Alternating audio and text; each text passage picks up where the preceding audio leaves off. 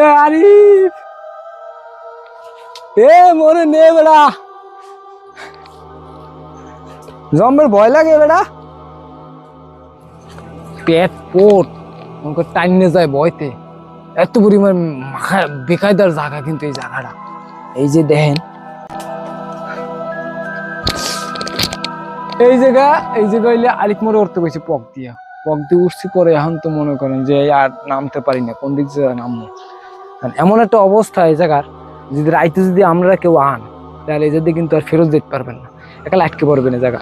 আর চারিপাশে যে সাপ সোপ আছে, বিভিন্ন ধরনের যে বুট টুত আছে, বুট টুত কিন্তু এই বাগানের চারিপাশেই থাকে। মারাত্মক অবস্থা কিন্তু এখানে, এখানে বড়ই কাটা পাউরে ভিতরে কি জিনিসের অবস্থা।